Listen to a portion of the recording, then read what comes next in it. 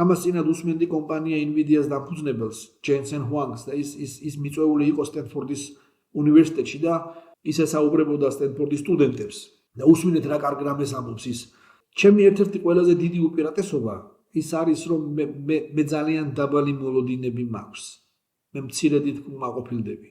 და მე აქ გულისხმობ, რომ სტენფორდის კურსდამთავრებულთა უმეტესობას ძალიან მაღალი მოლოდინები აქვთ და თქვენ იმსახურებთ, რომ გქონდეთ დიდი მოლოდინები, რადგან შესანიშნავ სასწავლებელში სწავლობთ, ძალიან წარმატებულები ხართ, თქვენი თაობის გამორჩეული ნაწილი ხართ. სასწავლებელში გასწავლია მსოფლიო დონის ლექტორები, გაქვთ წვდომა, გაქვთ შესანიშნავი ლაბორატორიები. ეს ბუნებრივიც არის, რომ თქვენ ყველას გაქვთ ძალიან მაღალი მოლოდინები. ამ დიპლომებით არავინ დაიწყებთ თეფშების მრეცხავად მუშაობას. მაგრამ აქვე უნდა გითხრათ, რომ ძალიან მაღალი მოლოდინის მქონე ადამიანებს აქვთ ძალიან დაბალი დონის მდგრადობა და გამძლეობა.